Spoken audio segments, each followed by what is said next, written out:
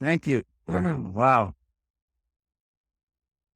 Pretty amazing. You know what? It's amazing that you could be part of something that gives you an opportunity to, you know, really realize your dreams in your life, and then to be able to affect other people in a significant way, and uh, and to feel good about it as you're doing it.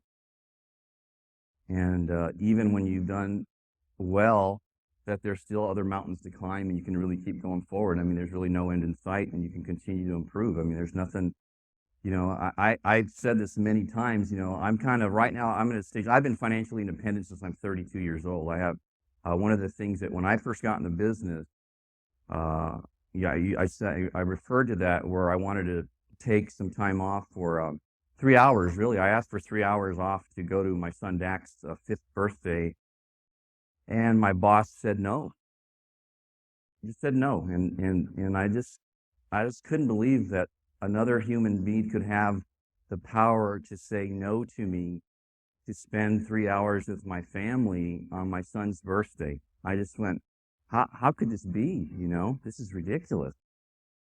I'm not a child. It just drove me out of my mind, and I made a decision right there that day. Like Jan said, I think he quit. I quit mentally right there. I made a decision right that it was in a Friday afternoon. I made a decision right then that I would never, ever, ever again work for someone as long as I lived, and I would never be in a position that I had to ask another man or woman for anything, period. I made that decision. I didn't care if I had to work 10, 12, 15 hours a day, 7 days a week. There was no possible way I was ever going to put myself in that humiliating position again. That was a decision. So I think we all have defining moments. I don't know what yours is, but that was mine. And some of us, when we have those defining moments, we give up. And some of us, we get pissed off and we go do something. I think you should get pissed off and go do something. I'll tell you, that was the very best thing that ever happened to me in my life, that incident. Um, and as a result, changed my whole life, and it's changed a lot of other people's life as well, you know, along the way. So I think there's nothing more important than freedom. I can't imagine that you wouldn't be fighting, clawing, scratching, every day to try to be free, to be really free. And you cannot be free until you're financially independent. You may think, well, I have a pretty good job, things are going pretty good, but I'm telling you, if you're not financially independent, you are not free, and you're kidding yourself. And what does that mean? Well, for me, when I first started, I think you should do this. This is the plan that Jan and I entered into that way on the way home from the retreat it was July of 1984, on that way home from the retreat, because you're going to leave here in about 45 minutes or so, half hour, okay? And you're going to be thinking about all these things that happened this weekend and all the things that touched you in whatever way. And the reason we have a varied group of speakers is because everybody gets affected by somebody different, right? And so I made a decision right there is I wanted to be free. And I figured out what is freedom to me. At that point, I was making about $50,000 a year. And I had a house payment about $1,200 a month, and my bills were probably amounted to maybe $3,500 a month or something like that, okay? And I figured if I could have $50,000 a year coming in without me working for it, then I would be financially independent. That, for me, at that point in my life, was financial independence. So I figured, what do I need to do to get there? I figured I needed to accumulate $500,000 in cash at a reasonably 10% rate of return. It would give me 50 grand a year. And on the current standard of living, if I didn't increase my standard of living, I would be free, and I could get out from under the thumb, like Art used to say, of a boss for the rest of my life. And every single thing I did from that point was directed and geared towards trying to build a business that would provide enough cash flow above and beyond what I needed to live on, so that I could save and invest, so I could accumulate my 500,000. That's what that was the reason I got in. It wasn't to save the world or whatever. It was to get free. And so as I was out there recruiting and talking to people and making phone calls and dropping by, and when I didn't have any appointments, I would drop by people's homes and call referrals and do all the things most of you are not doing right now.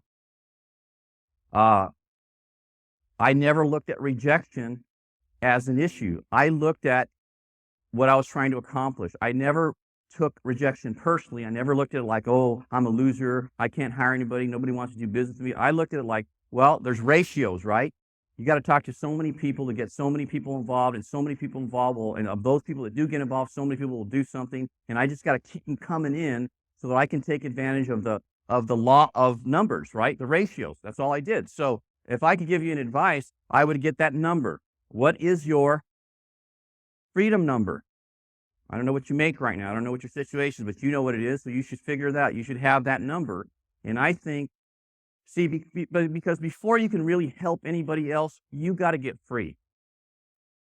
Until you're free, you can't help anybody else be free. So you've got to be focused on that. I think that's what you got to be focused. A lot of you want to save the world, but you ain't saving yourself yet. And you got to do that first. You got to have a plan to do that. You've got plenty of resources. You've got enough information and stuff on that CD-ROM that you wouldn't need another thing if you actually did what those people are doing. So I just read a book. I'm reading a book actually, and it's the gentleman is Phil McGraw. It's called Life Strategies. If any of you watch Oprah, he's on Oprah. He does relationship stuff as well.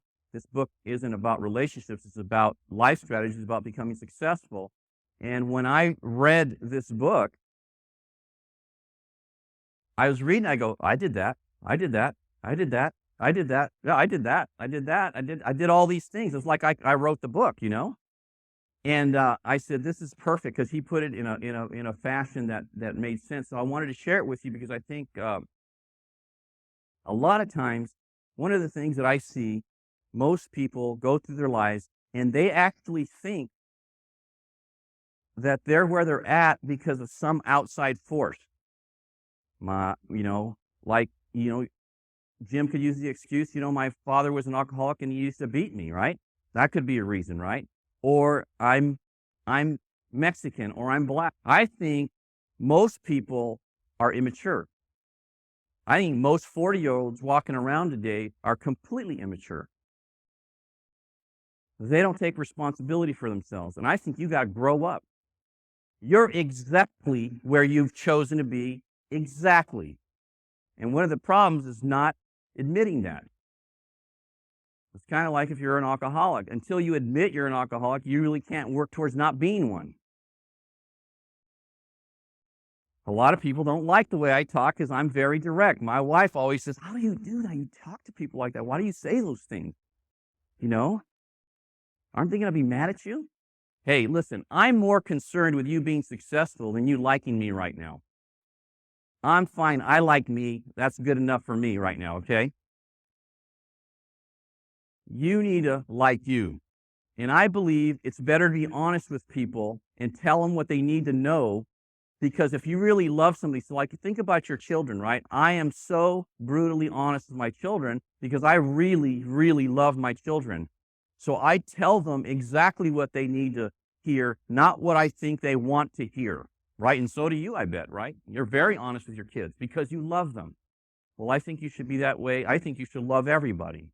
And the way you show it is by being honest with people and telling what they need. That doesn't mean they're going to do it. Very few people, even when you're honest with them, still don't do it. But that's not your responsibility. You're not responsible for the person next to you. You're not responsible for anybody but you. I'm not responsible for you. All I can do is give you my experience and hopefully, be a good example. The rest really is up to you. When Carl and Jim were saying, about not having an expectation, I want to explain what I meant when I said that, because I think this is really important for a lot of you. A lot of you are unhappy right now because you have expectations about what people should be towards you. You have an expectation about the way things should be. And that's the source of all of your unhappiness. It really is. See, think of it like this. If you didn't have any expectation about what other people did, you would never be upset about what anybody did, right? The reason you get upset is you have an expectation. The answer to not being frustrated and upset with people is not to have an expectation. I have never had an expectation of anybody. I really haven't. Now, I have an expectation that the group's going to do well because the law of numbers says that if I have a group of 1,600 people, there's a certain number of that 1,600 that are going to do it. They're going to go for it, okay? And so I don't have an expectation of individuals. So if Chris decides he doesn't want to work hard, right, for whatever reason, I have no expectation that he's going to work hard. His reputation says he's going to, but you never know, right? He might say, I'm doing pretty well right now. I'm happy with where I'm at. I ain't doing anymore. And if he does that, I'm okay with that because I have no expectation either way. I just want him to do more because I know what's available for him and Susan. If they do more, if they don't choose that, that's okay. I already chose it. Make sense?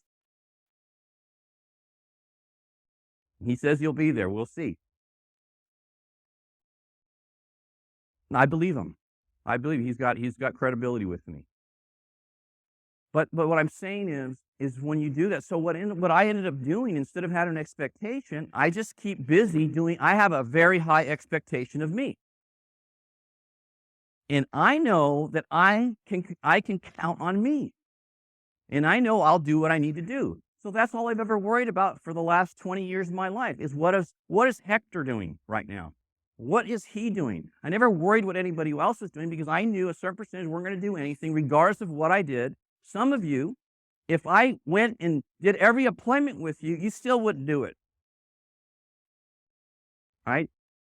That decision has to come from you because one of the things I've learned also is that I do not have the capacity to motivate people. I really don't. I never try to motivate people. This weekend's not about motivating you to get busy. This weekend's about sharing information that is proven to be successful so that those of you that are motivated can then take it and go do something with it. It's not to motivate you because if you're not motivated, I could stay on you. I heard somebody tell me, you need to call my husband. Hey, if I need to call your husband, you got bigger problems than I can help you with. If you need me to stay on your butt to get busy, if your family, your wife, your husband, your children is not enough to motivate you, I'm going to do for you. So I want to talk to you about the 10 laws of life. So we get the first one up here. Are you going to do that for me? You either get it or you don't. Hey, this weekend, you either get it or you don't. Some of you are so excited right now. You're bursting out of your skin. You can't wait to get home and implement this stuff and get busy because you got it. And some of you are going, what happened this weekend? Who were they talking about? He talks about a story in the book. He says, one of the defining moments for McGraw was he said, when he was a teenager, he was with some buddies and they were driving out in the country, right? And they were drinking some beers, right? And the cops pull him over, and the cop says, who was, and they threw all the bottles out, right? And they said, who was drinking? And he grabs the one kid. He says, listen, you better tell me. I don't want to have to tell you one more time, all right? Tell me who's responsible, right? And the guy gives him a smart answer, right? And boom, he knocks him out. And so he says, well, he got it. He says, I'm going to tell him the truth. The other guy didn't get it. See, he didn't get that the guy was serious. This guy got that he was serious. And that's kind of how it is, right? Some people get it, some people don't. Strategy, become one of those who get it. Next. The number one fear among all people, all of you, the reason most of you won't succeed at Primerica is nothing to do with your ability to do the business. The business is at this point essentially idiot-proof, okay? You can take a relatively sharp 11, 12-year-old, they could do Primerica. Buy term, and this is how hard it is. Buy term, invest the difference. Term insurance is 1/3 of the cost of whole life. Be out of debt or be in debt. Save money at 4, 5, 6% or save money at 12, 16, 18%. That's our business. Isn't it? So what's so hard about that, to figure that out? The business is a piece of cake, okay? So it's not that. The thing that holds you back is the fear of rejection. Well, Hopkins will help you with that, you guys. That's why you should go to that. So think of it like this. This is the proof of this statement here. If you were certain that you would never get rejected if you offered the opportunity to somebody, how many more people would you talk to on a daily basis?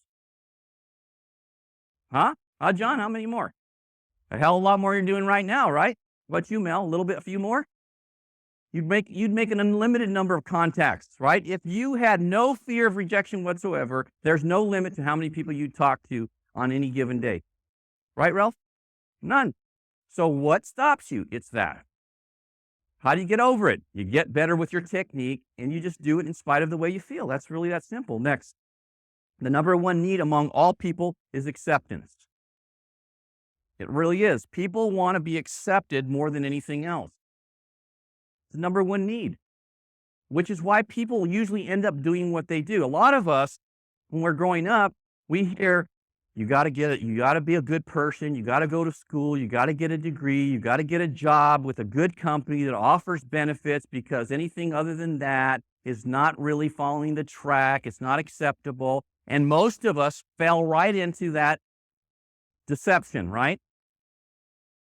Good job with a good company, security. We got to have security, right? The biggest fallacy in our life is that there is a thing such a thing as security. It doesn't exist. Your security ultimately is your ability to get results and to produce. If you have an ability to get results and produce, you will always be secure. Totally, it's the most important thing. If you're really good at what you do, you're going to be secure. If you're not, you're going to be insecure. It's really that simple. Next, to manage people effectively, you must do it in a way that protects or enhances their self-esteem. So in other words, when you're talking to somebody, you've always got to make sure that when they leave your presence, they feel better about themselves than when they started. One of the things that I've always done, that I always do, is when I talk to anybody, my number one goal, if you come up to me, and I bet you a lot of you can vouch for it just this weekend, if you come up to me, when you leave, you feel a little bit better about yourself, right? And you know why that is? Because I consciously, when I see you and I make eye contact, that's my number one focus, is to make you feel better about who you are, right? Janae even said that. Did you see that in her talk? She said that. Make people feel special. That's what I think about. When I'm on the telephone with somebody, my number one goal on that call is that they feel better about who they are when they get off the phone. I mean, Cheryl Bartlett, is that what I've done with you? I mean, you're not in my organization, right? I make you feel special when I leave you a voicemail or something every single time, right? Chris Howard, I do the same thing. Jim Boland, Carl Blackman, right? Danny Duffy, that's what I do. Right, Martin Flores? That's what I do. Why do I do that? I'll tell you why I do that is because your self-image pretty much how your self-image is predicates what you do. The better you feel about yourself, the more you attempt stuff. The worse you feel about yourself, the less you attempt stuff. It's that simple. People's real issue, folks, I have a degree in psychology. When I went to college, my goal was to become a clinical psychologist. Okay, the reason I wanted to be a clinical psychologist is one of the things that I observed when I was younger and growing up is that most people have very poor self-images. So my purpose in my life at that point, as I was going to school, was to help people improve their self-images. That's all I wanted to do with my life. That was what I decided I was going to do with my life. What ended up happening, I ended up getting in the sales business, and then I got into Primerica. The reason I didn't go into the psychology field is I figured out, once I got a job and stuff, that the only way that I could make any money was to have a PhD, and even then they don't make any money, right? And so that's the reason I didn't go on with that, because I wanted to have a good life, and I didn't want to work for a paycheck. I didn't want to work month to month and maybe take a 1 or 2 week vacation in the year. I wanted to have a real life, okay? So thank God I found Primerica, because Primerica has allowed me to do the very thing that I set out to do initially and get compensated very well at the same time, right?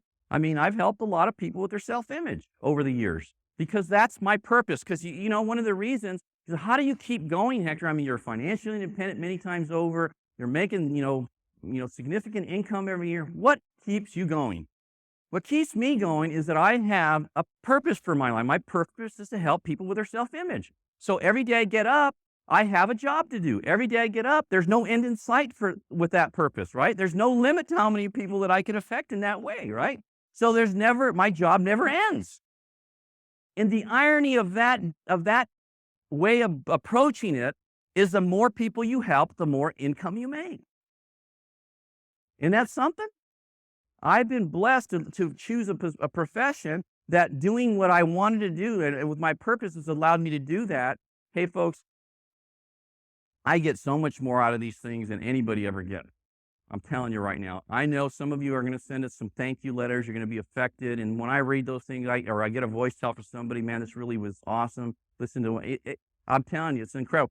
We get, because of the way I've chosen to live my life, which is to help people, not a day goes by that I don't get a thank you letter, a thank you note, a thank you phone call. I'm telling you, not a day goes by that I don't get some correspondence from somebody thanking me for helping them. Not a day. We save every single one. We have a storage unit that has boxes and boxes and boxes of thank you notes and thank you letters. Literally. And I never get tired of hearing it. Okay? So don't stop sending them, all right? But it's a great way to live, see? It's a fabulous way to live. Next. Everybody, and I mean everybody, approaches every situation with at least some concern about what's in it for me. Every one of us, me included, okay? We all do.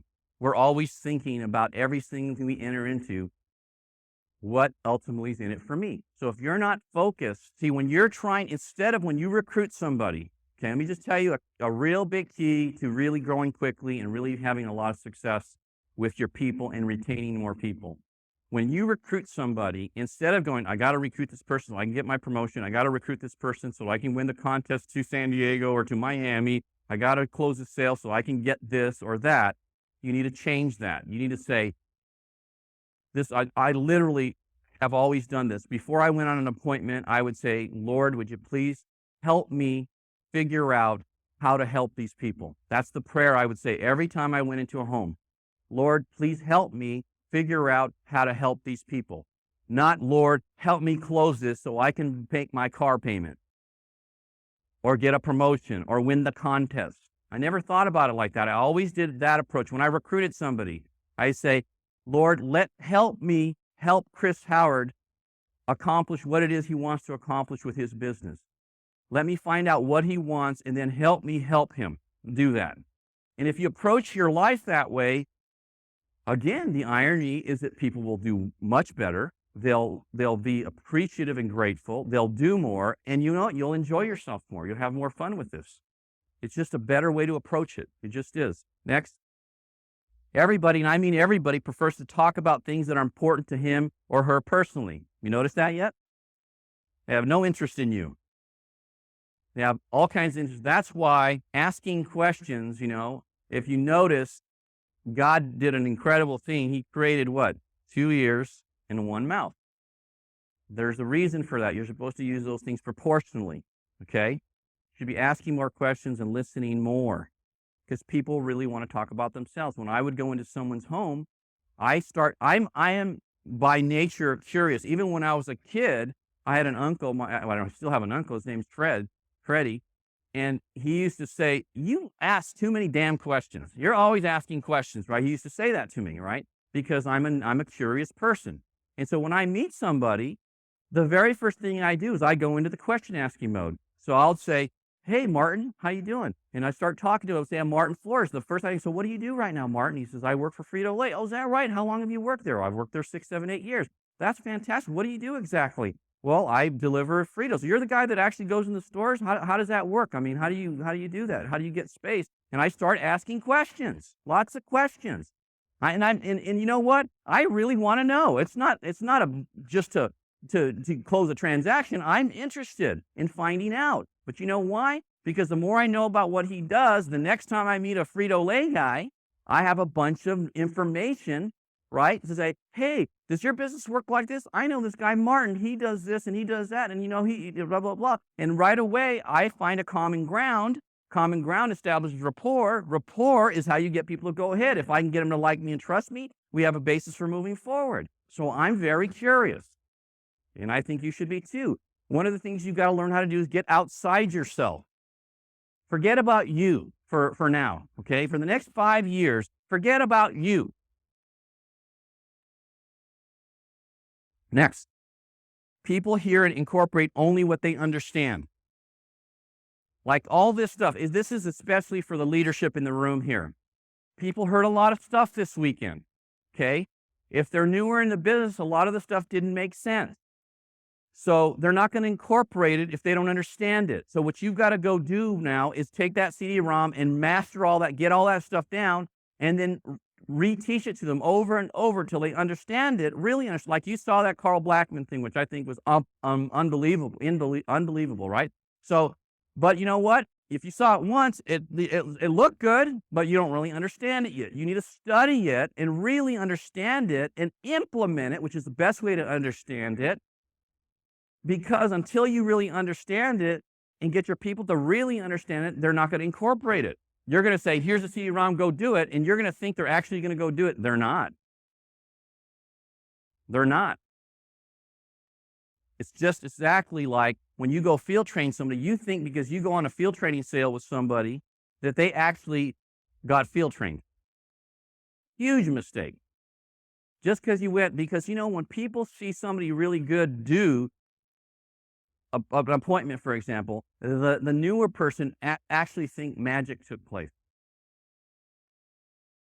I remember I'd go on an appointment and you'd be sitting across the table with somebody and they're like this. You ever have any of those? All right, show me what you got. Right? That happened to me lots of times, okay? So what I would end up doing is I start asking questions and getting them involved and finding out about them and stuff like that. And pretty soon they'd go from that to like this, to leaning forward, to asking questions, right?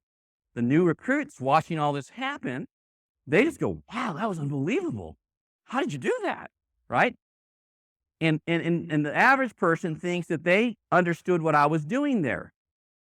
And I tell you, one of the reasons I've been successful is I understood that they didn't understand what they were seeing. And so after the appointment, I would sit down with them. I'd say, okay, let's walk through what happened here. Let me tell you what my strategy was. Let me tell you why I asked this question. You remember when they said this, I said that. The reason I said this here is because I was trying to elicit that response. And you see, I got that response. And then when I did this, and I go step by step by step by step by step by step, and explain exactly what I did. So they knew exactly what I was thinking about and why I was asking the question and what response I was trying to elicit. And when I got that response, what do you do next? And what do you say next? And how do you say it? And what's the tonality and everything, leaving nothing to chance.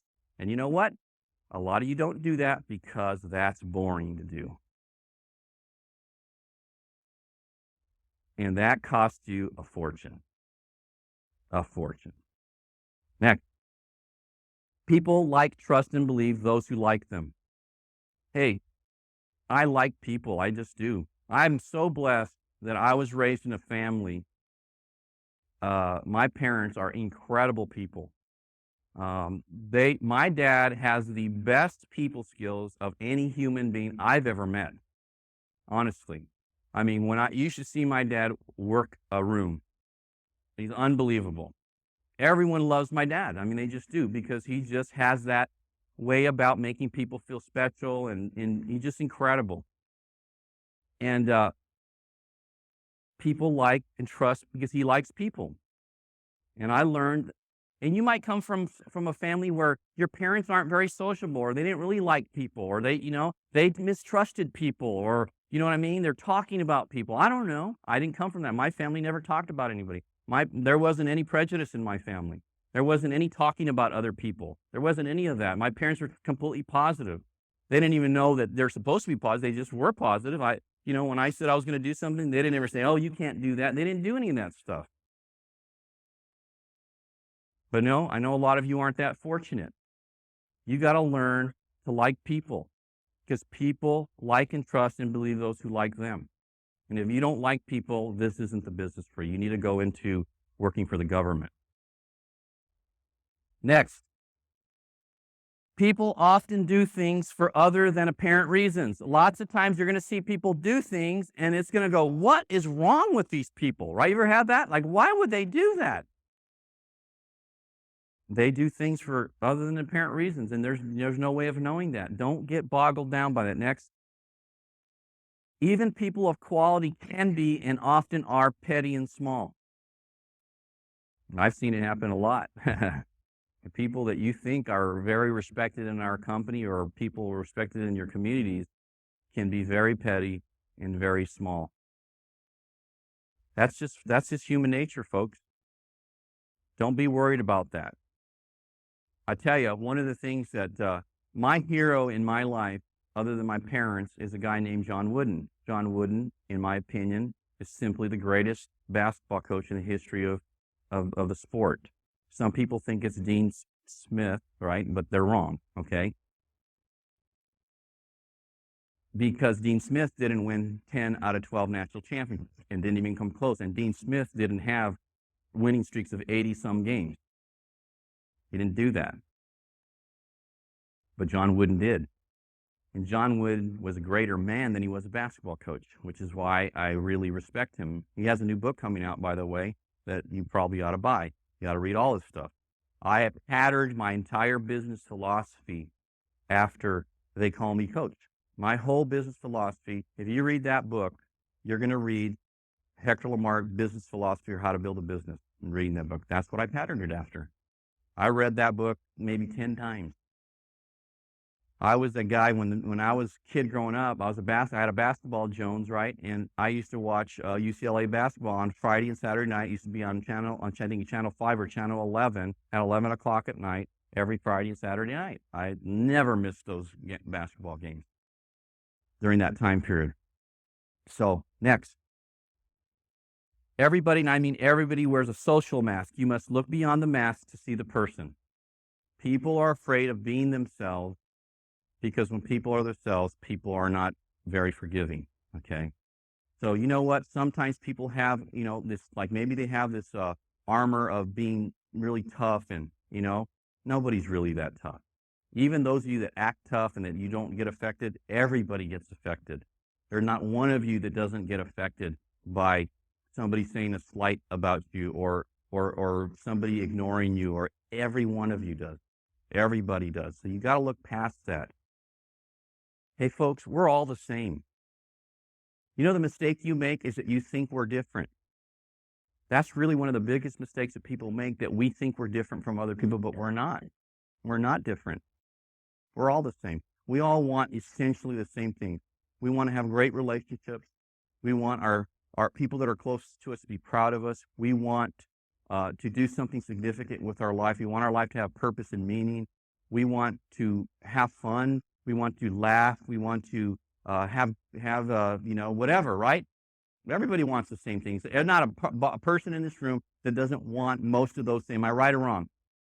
Okay. So then really, if your skin's different, your sex is different or whatever, you're not different.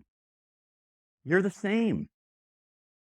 Your mistake is that you think you're different. Next, you create your own experience. Acknowledge and accept accountability for your life. This is law 2. You do create your own experience. You've created your own experience, and you will create your own experience. A lot of times I was saying this to some people. People ask me often, did you ever think you were going to have this many people at a meeting? Or you ever think you're going to make, $300,000 a month? Did you ever think? And I go, and people want you to say, oh, no. Oh, I'm so grateful. I never thought that would happen to me. I totally knew it was going to happen. I totally expected it. Everything I did, everything I chose was to create this. This is not an accident. And folks, I'm not being arrogant. I chose this. just like you've chosen what you have. How did I choose it? Well, see, over the last 20 years, I chose to read over 1,000 books on leadership, sales, personal relationships. I chose to attend countless seminars. I chose to invest time in my car, not listening to the radio, but listening to the tapes that would enhance my skill level. I chose how to spend my time over the last 20 years different than most of you chose. So by choosing that, I chose this. That wasn't something that any of you could do that. What I've done is not special or extraordinary. Anybody could choose that. You didn't choose it. That's the only difference between you and I. I know people don't like to hear that because people want to think there's a level of luck to your life. Bull. There is no such thing as luck. Luck is when preparation meets opportunity. That's luck. That's what it is. And you know how that's true? Like some of you, when you were really bad when you first got started and you try to recruit somebody, you couldn't recruit them, right? And now that you're better, right, Martin? Now you're recruiting people. That luck? No. You spent the last 3 or 4 years working on your skill level's up. So now when you meet somebody, you recruit them. There's no luck there. Greg Gunn, where are you at? Greg Gunn's making big money now, right? Hey, I don't want you for a second to think any of it's luck, buddy. You chose it.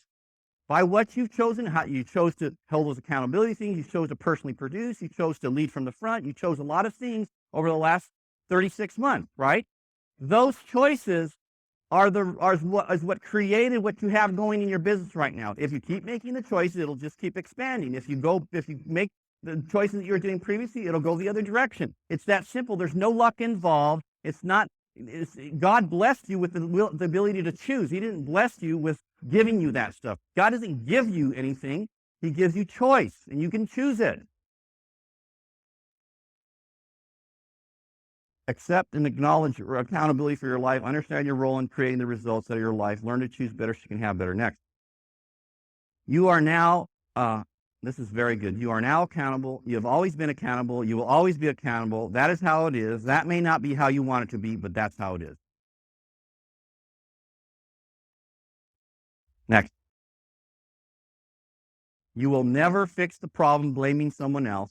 That is for losers. Don't be a sucker just because it hurts to admit the truth. You're the one screwing it up. If anybody is, the sooner you accept that, the sooner your life gets better. Let's face it, no matter who you might want to blame. Next. This is pretty tough, huh? You made the choice. Next. You said the word. Next. You settled too cheap. You wanted the kids. You treat yourself like dirt. You wanted the damn dog.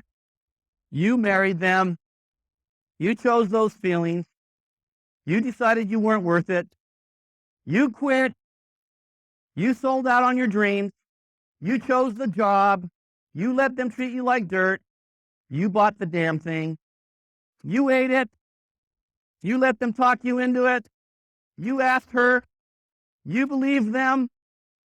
To accept and acknowledge this law is to strip yourself of what may well be your number one coping strategy in life.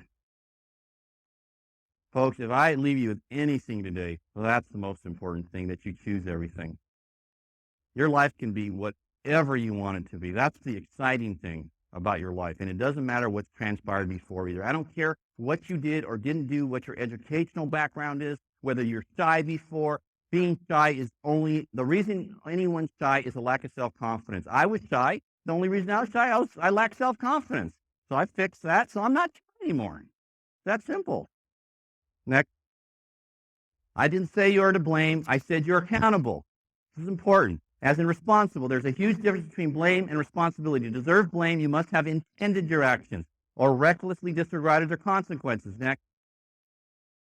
By contrast, your responsibility simply means that you were in control. Accountability or responsibility does not imply intent or recklessness. It says that only that you did or allowed to be done whatever led to the outcome. Next.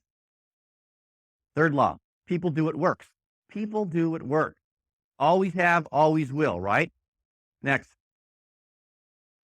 Your strategy. Identify the payoffs that drive your behavior and that of others. Control the payoffs to control your life. It's very good here.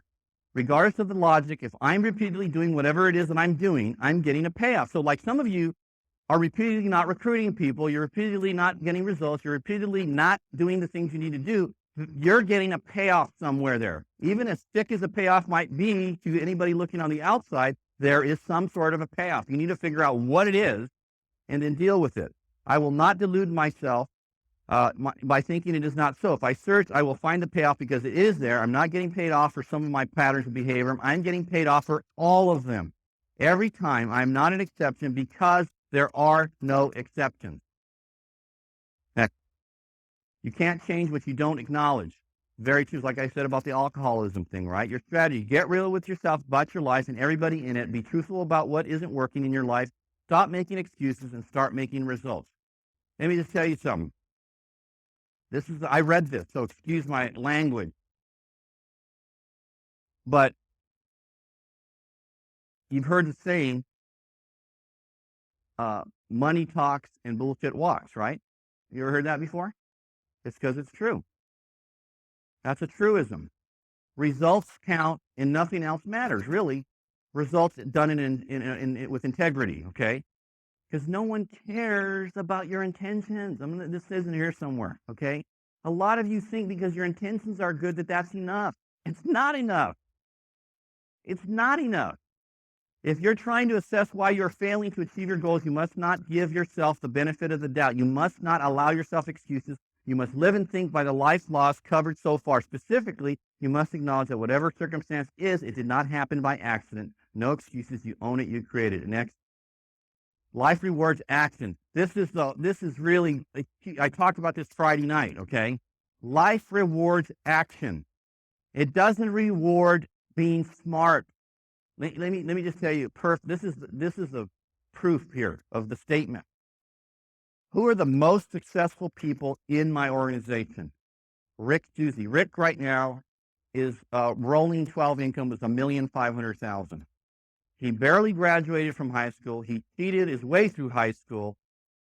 He was a caddy when he came out to California from Ohio, and he's my number one guy. Number two guy, two couple right now, is Mark and Sue Younger. Neither one of them are college graduates. In the first year in the business, they were so bad it hurt to watch them. Okay? They're at $1,200,000 right about there right now. Chris Howard, $1 million. High school graduate. School was never that important to you, right, Chris? He was an athlete. He was a competitor, but school was not an important thing. But he's making $1 million a year. You didn't go to college. You didn't need college at all? No college, right? Gary McCrummon. Well, enough said, right? I mean,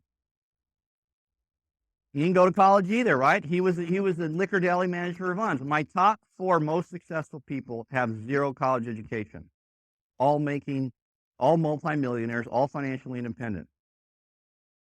Huh? What does that tell you, smart people? It's not what you know, it's what you do. It's never what you know, it's always what you do. I'll take a doer, I'll teach him what to do. I don't need you to know a lot right now. I need you to be coachable and do what I tell you to do. If you do what, look, I can give you a guarantee. If you would do everything I told you to do, you would make $1 million a year. Slam dunk. The challenge is, I've gotten 4 people to do that so far. Actually, a couple people outside my hierarchy are doing a lot of things. I have more people outside my hierarchy that do it. I tell them to do than the people in my hierarchy, which is crazy. Okay, the whole thing about a person can't be a prophet in their own land. It's unbelievably true. Okay. Okay, make careful decisions and pull the trigger. Learn that the world couldn't care less about thoughts without actions. It's really true, right? Well done is better than well said, according to Ben Franklin. Next. The responses and the results that you receive from anyone in any situation are triggered by the stimuli you provide. The stimuli are your behavior. So what you do, the stimulus you put out there, determines what people do. So you got to watch that. Next. This is the only way people can get to know you and decide whether to reward or punish you. If you behave in a purposeless, meaningless, non-constructive way, you will get inferior results and you will be punished. If you behave in a purposeful, meaningful, constructive ways, you get superior results. That is how you create your own experience. This isn't too deep for you guys, is it? I mean, you know what I'm getting at here? Next. When you choose the behavior, the action, you choose the consequence. The better the choices, the better the results. But the bottom line is that if you do nothing, you get nothing. Let me give you a perfect example. This is the talk I had with my children when they were younger. Okay. And I would suggest if you have younger children, even if you have older children, I'd still have this talk to them. And I had a couple of talks. Anybody have kids that are about to drive cars? That's an exciting time in your life, right? This is the talk I had with my kids right before they started to drive a car. I sat them down and I said, look, Dak and Janae, one of the things that I've learned in my life that every single choice we make has a consequence. Even when you don't make a choice, you're making a choice, by the way. Okay? So every choice we make has a consequence. And so what you've got to do is you've got to determine, am I going to be okay with the consequence of the choice? That should dictate what you choose to do, right? If you're going to feel good about it after the fact. For example, you're going to drive cars. Of course, we don't want you to drink. You're not young enough, but you know what? I'm not an ostrich, right? I don't have my head buried in the sand. When kids start getting out, they experiment. I know none of you did, okay? Right? But that's what kids mostly do. So I said, look, the one thing that's going to happen is you may have friends and you may go to a party and whatever, and there may be alcohol or, God forbid, drugs. That's not something I ever want to have to experience with you. But the fact is, if you drink and you drive, there's a consequence. What I want you to think about before you do that is, if you drink and then you drive, can you live with a consequence of potentially getting in an accident or running over a pedestrian and killing another person? Could you live with the feeling about killing another person because of your choice that you made there? What do you think they say? Well, no. Well, then what does that mean you should do in terms of a choice then? That means you should choose not to drink and drive. I said, that's right. So if that ever happens, what will you do then? Well, we'll call you. Okay, great. Or call a cab. I'll pay for the cab. But I don't ever want you to make that choice if you can't live with the consequence. And by the way, and I did the same thing with their studies, right? Because, kids are growing up. I told my kids as they were growing up, Jan and I did, we said, look, your job is to get superior results, great grades. That's your job. You don't have to do, we're comfortable financially, so you don't have to do a lot of things. Your job is to do well academically. My job is to make sure you have a roof over your head, clothing on your back, and food in your belly. I'm going to do my job. I expect you to do your job. That's all you've got to do. So, and I don't care if you get A's or B's or C's, but I expect ones on effort. Maybe you can't grasp the material and you end up getting a C or a B, but when I see what the effort was, I want to see a 1 there, because I don't really ever care what the grade is. I only care what the effort is, because if the effort is always there, the results will be fine down the road. That's all I care about, is the effort. Because if you do the effort, right, if you make the right choices, and so like both of them did very well academically. My daughter ended up getting into, she goes to Stanford University up in Palo Alto. Very difficult to get into Stanford. The year that she went in there, I think there was 18,000 applicants. They accepted like 600. Okay. Very competitive. And she got there because she made all the right choices. Where do you think she got that from? Because we talked about it. Not only did we talk about it, we lived it, which is even going one better, right? And that's what you've got to do. Your behavior you choose. Next.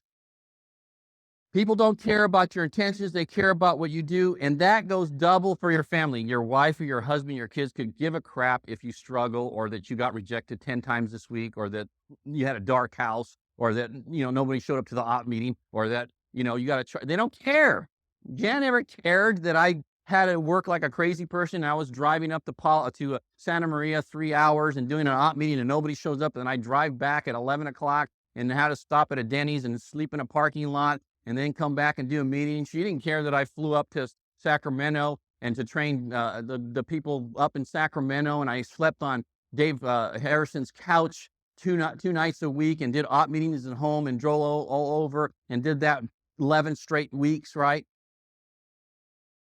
Did we close any business? Did we make any money? Are we going to be okay? Can we pay our bills? That was the primary, and that's not bad. That's not a problem. That's the way it is. And I wasn't well, you don't understand how hard I'm working. I'm really trying. They don't give a crap about how hard you're working and how hard you're trying. They only care about results. Right, partner? Huh? All right?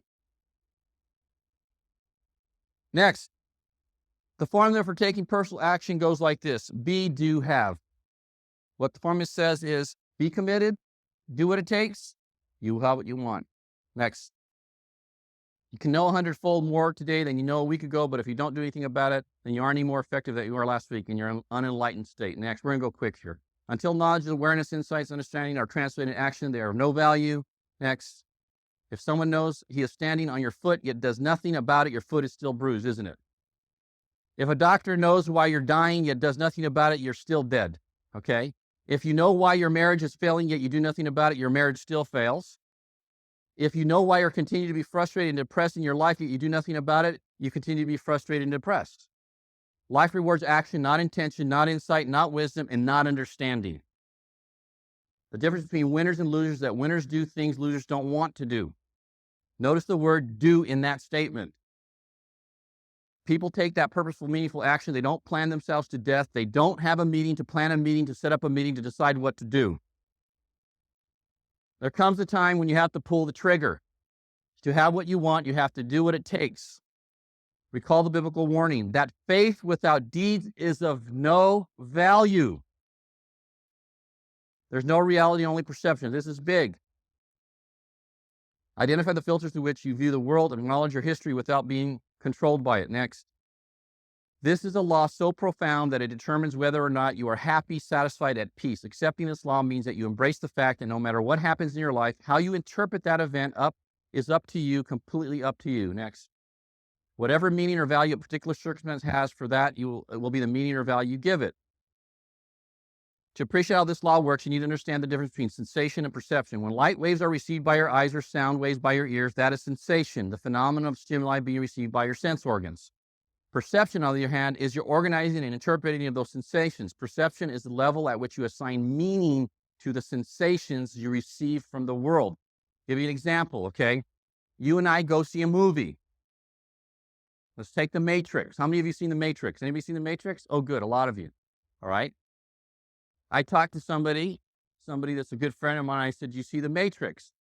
And they go, "Yeah." I said, "What'd you think?" And they said, "Well, it was all right." And I'm going, "What? That movie was awesome." I mean, I don't know if you saw that movie and you didn't get the spiritual part of that movie and the message that you are who you believe you are and that you are capable of doing anything, then you missed the whole point of that movie, in my opinion, right? So he saw it. He said, "That's all right." And I saw it, and I was so inspired by that movie, I can't tell you, right? I bought the DVD. I've seen that movie like 3 or 4 times. Especially at the end when he gets shot, right? And he falls down and he's dying. And all of a sudden, he figures out who he is, right? And then he just gets back up, and then he goes, like, starts dodging the bullets and stops them and all that stuff, right? See, that's you. A lot of you, you're that character. But you still don't realize who you are right now. You still think you're not who God intended you. You still think you're not worthy. You still think you're not capable. You still think you're not enough. You still think you're wrong. You are enough. You've always been enough. And you know inside in your heart of hearts you've always been enough, and there's more for you. Next. Well, the observation that beauty is in the eye of the beholder recognizes your perception may be vastly different than mine. Both of us can look at the same picture. I might like it. You might hate it. The same holds true with each and every event in your life. Counteracting limiting beliefs. It is essential to identify that your limiting beliefs so that they can, when they rear their ugly head, you can recognize and react to it. Next. Here are some typical examples. I'm really just not very smart. Some of you think that.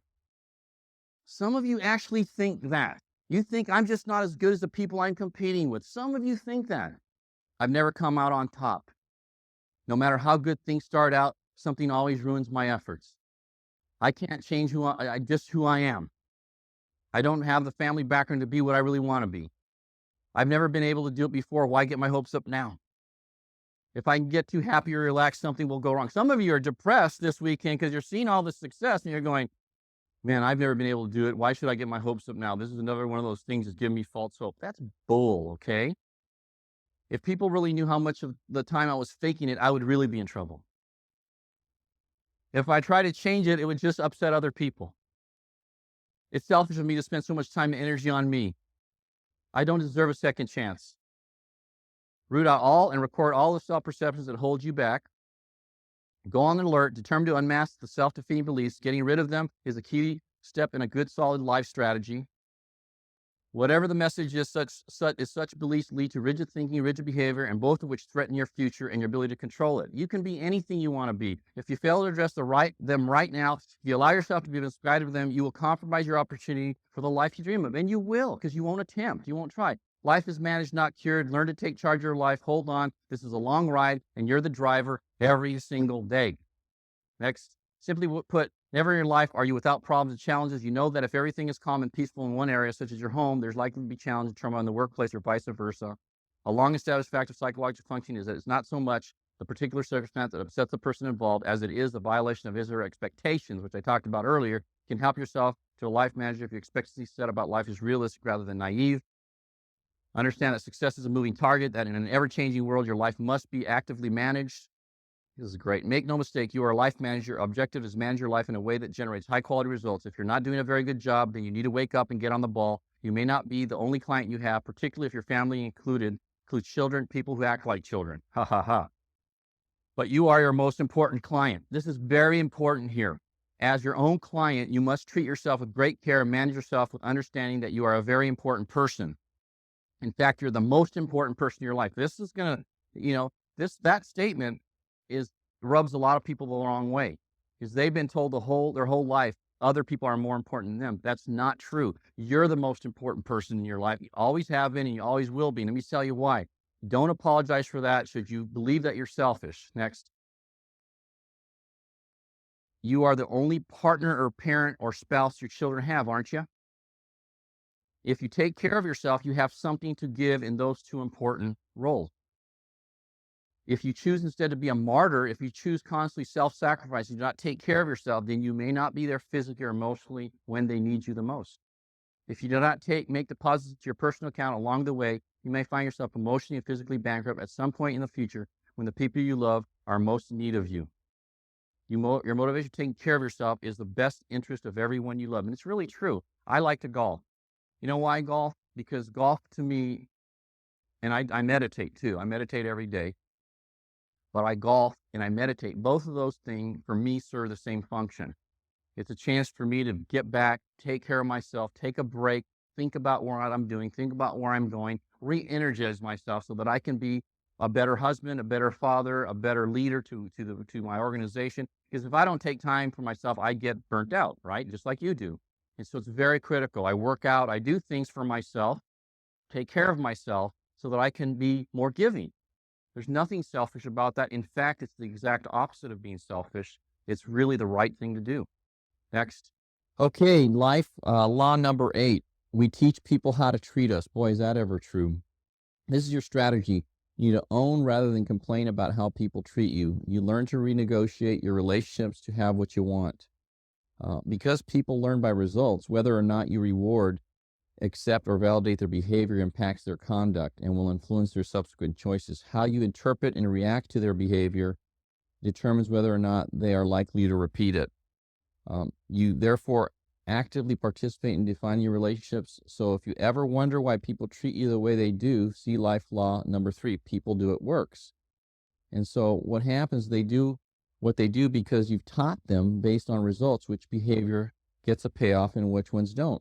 If they get what they want, they keep that behavior in their repertoire. If they do not get their desired result, they drop that behavior and acquire a new one immediately. Understand that as in all areas of your life, results, not intentions, influence the people with whom you interact. I give you a perfect example. Like in Primerica, a lot of people get a lot of negative feedback from their family when they're getting started. When I first got started, and I talked to my parents about going full time, they were not positive. They didn't want me to do that, and they thought I was nuts because I had a good job and all that. So as a result, they tried to, dissuade me from doing that. And I told my parents, I said, look, if you want me to come visit you, you can't be negative. You just can't, or else I can't come here anymore. So you need to decide if you want me to visit, you got to stop that. If you don't, then I'm not going to come and visit you anymore. So in other words, they did it as long as it was okay. They kept up that behavior. As soon as they found out that that behavior wasn't gonna be, viable for them, they stopped it, and they never come. From that point on, I never heard a negative thing from my parents. I mean, in 17 years. So it's really, really important to do that. You may complain or cry or threaten to give them negative results, but if the bottom line is that you reward the behavior by providing a response that the other person values, and that person decides, hey, this works, I now know how to get what I want. Kids do that too. Kids do that all the time. So to us, in our spouses. So you've got to be real clear about, how you let people treat you. If the people in your life treat you in an undesirable way, you're going to want to figure out what you're doing to reinforce, elicit, or allow that treatment. Because I guarantee you that it's happening because you're allowing it to happen. You're giving something to that individual that reinforces why they should do it. Therefore, if you don't like the deal, don't blame just your partner. You have ownership of that relationship just as much as he or she does. Now, life law number 9, there's power in forgiveness. Your strategy: open your eyes to what anger and resentment are doing to you. Take your power back from those who have hurt you. This is a quote from Ben Franklin: whatever is begun in anger ends in shame. And that's really true. Of all the emotions in the human repertoire, hate, anger, and resentment are among the most powerful and self-destructive. They are awakened by the actions of those you perceive to have hurt you, or those you love. You may believe that they deserve it and are make to suffer by your hatred of them. You may sometimes treat your hatred as though it was a mythical curse on the target of your disdain. But to do so is to carry and feel that hatred, is to pay an unbelievably high price, for the reality is that those feelings change who you are. They change your heart and they change your mind. I mean this in the most literal sense. For every thought and for every feeling, there is a physiological reaction. These kinds of reactions are never more evident than when you are feeling these powerful negative emotions. When you harbor hatred, anger, and resentment, your body's chemical balance is dramatically disrupted. And the other thing it does to you, it disrupts your body, it creates illness, it creates a lot of physical ailments. It also creates a lack of energy because it's such a draining thing. Your fight or flight responses stay aroused 24 hours a day, 7 days a week. That means that hatred, anger, and resentment are absolutely incompatible with your peace, joy, and relaxation. And what ends up happening, most of us, feel this way because of our expectations. We have an expectation that people should behave a certain way or do certain things. And when they don't, fulfill our expectations, we get angry. One of the keys to being really happy is not having expectations of people. Have expectations of yourself, because you can control yourself, but you cannot control what other people do. So to the extent that these powerful emotions crowd their more positive counterparts out of your experience, your physical state is going to be miserable. You have to, life law number 10, you have to name it to claim it. Your strategy: you've got to get clear about what you want and take your turn. Why not you? Why does it always have to be someone else that lives in the great house, that drives a great car, that takes the great vacations, that has a happy family, that has prosperity, right? I always wanted to be somebody, but I should have been more specific. That's Lily Tomlin and Jane Wagner. So you've got to be specific about what you want. You got to know exactly in minute detail what you're trying to accomplish with your life, where you're trying to go, what you're trying to be. I'm convinced that if the mythical genie ever did pop out of the bottle and say, tell me your wish, most people would stutter, stammer, and be in a terrible conflict about what to ask for. Not knowing precisely what you want is not okay. It's just simply not okay. This life law means that what it says in its most basic sense: if you cannot name with great specificity what it is that you want, then you will never be able to step up and claim it. And a lot of people are in Primerica and they aren't clear about why they're here and what they're trying to accomplish. And as a result, they waver and they can't stay focused because they don't know what they're even doing it for. And you've got to know exactly. I tell you, Jan and I had a goal. We knew exactly what we were trying to do. This was our goal. Our goal was to accumulate 500,000 in liquid cash or investments in 5 years, because at that point in my life, I was living on 50,000 a year. So I thought that if I could accumulate 500,000 in cash, that at 10%, that would give me 50,000. That would make me financially independent. So everything that I did from that point forward, was geared around building our business, recruiting people, developing a sales force, developing people, doing a lot of sales so that we can increase our cash flow so that we can accomplish that goal. So what we did is we had a plan, a 5-year plan. We put everything on the back burner except our family and God. And I mean everything. I used to play competitive tennis. I used to play tournament tennis. We used to like to do a lot of different things that for that 5 or 6 year period, I didn't do them. Everything I did, how I spent my free time was all geared around spending time with my teammates and developing personal relationships and spending time with people to train them and teach them and get them competent so that they could be productive and successful on their own, because of course that would lead to more success for us. And so we just made a conscious effort that if it didn't have to do with building our Primerica business, we simply did not do it. And when you're doing anything, you can ask the question, is this going to help me move my business forward or not? And if it's not, you probably shouldn't do it. And if it does, you should do it. And that's not a complicated way to build your business. So let me tell you what the result of that focus was. And a lot of you might say, well, I don't know if I want to do that. Well, let me show you the result. Our first full year, 84, our cash flow was 18 grand. Our second year in 1985, it was 35,000. Our third year was 1986 was 86,000. And then our fourth year, 1987, it jumped up to $409,000. Our income went from 7 grand a month to about $33,000 a month. Well, that's when things started to change. This is also a time when most people would say they start buying a big house, they buy nice cars, they start doing a lot of things to spend that money. But what we did is we stayed in our same house. I had a $1,200 a month house payment. I had one car payment. My business was costing me about $3,000 a month to run at that time. And so we needed about 6 or 7 grand a month to live on, but we were making 33,000 and saving all the difference. And the next year in 88, my cash flow jumped to 855 because instead of focusing on buying things, I focused on building my business and exploding my business and getting wider, and recruiting more directs and training more directs. And my single-minded focus was recruit and field train directs. My income jumped to 855 that year to 70 grand a month. My payments, my car payments and my house payments were still, and my business was about 6 or 7,000 a month. I was making 70 grand a month. We saved everything.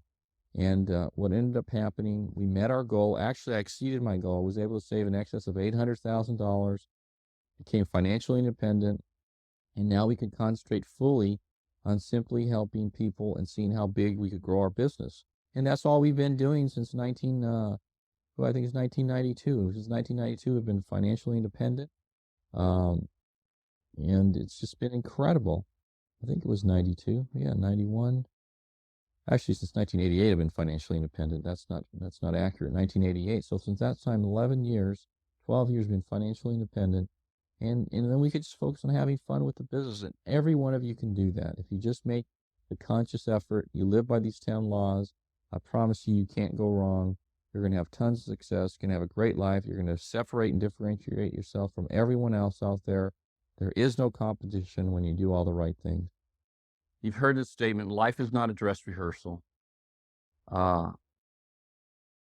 If I could give you any one thing, and I say this a lot, and I'm going to keep saying it a lot until people get it, okay, is that being successful is very, very simple.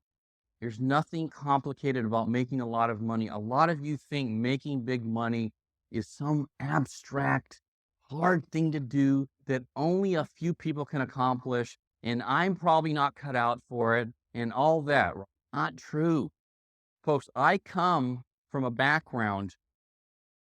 I'm a Mexican Catholic, okay? And we have I'm a fifth of seven, big family. My mom has like, big family. We have tons of cousins and uncles and aunts and nieces and all that, right?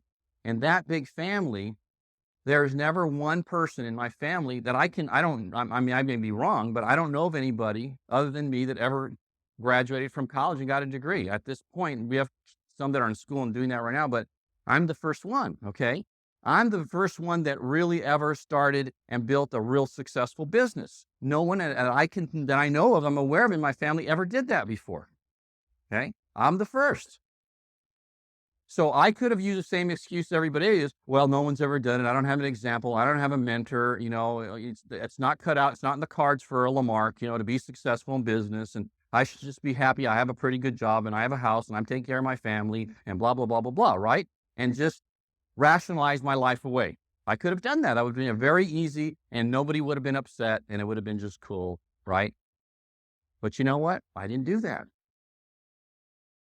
I said, when I was in high school, when I was 16, 17-year-olds, one of my best friends in high school was a guy named Chris Lewis. Chris Lewis was black. We were like this, man. We hung out. We did all kinds of stuff together.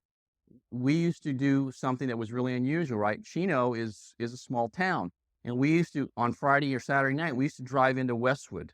We used to do that all the time. He had this green beat up Volkswagen. I didn't have a car in high school. And we drive into Westwood and we go have dinner at this place called Alice's Restaurant. Anybody ever eat at Alice's Restaurant? We used to go there. He had a friend that worked there, and we used to go and eat there. And then we would go and drive his BW, right? You got to picture this. A black kid and a Mexican kid in a beat up Volkswagen riding through Beverly Hills and Brentwood and Westwood. Okay. We didn't get stopped one time. Can you believe that? And I used to think to myself when I was, 16, 17, 18-year-old, and I'd see these mansions and all this success, right? All these external things of success. I used to go see that. And I would think to myself, I'd go, self, these people were not all born into wealth because this country's like 200 years old, right? So they couldn't all have possibly been born into all this incredible wealth. Someone in that family somewhere made a decision to do it, right? Somebody. And that individual in that family is what created that. So they figured out what it is you have to do. So if someone else figured it out, then why couldn't I figure it out? Right? If I ask enough questions, if I look deeply enough, if I study and I figure out what these successful people have done, and I just do what they did, then I have a shot at doing what they did. Did that make any sense to any of you, or am I the only nut here? See, that makes sense to me. That was common sense to me. So I made a decision back there that I was going to do that. Then when I was in college, my best friend in college was this guy named Drager Sakota. He's from South Africa. We played on a tennis team together. And he had two other brothers, actually cousins. They were cousins. And his family, actually I had two really good friends. His family owned all of the meat, cows, slaughterhouse, and distribution for the meat in South Africa. And he had a lot of money. And their trips would be like going skiing in Aspen on the break or go to Las Vegas. And they had a Porsches. That's what they drove. And they were all well. And I was broke, right? I was cutting hair to make $5, $2, $3, or $4 so I could have a little money, right?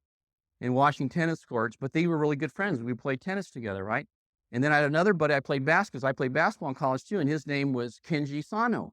Kenji's dad owned 7 restaurants and nightclubs in Tokyo, and he was rich too. My two good buddies in college were both wealthy. You know what I found out about them? They were just like me. They were just like me. They weren't any different. Matter of fact, I was a much better athlete than both of them. And then I said, you know what? If these guys did it, why can't I?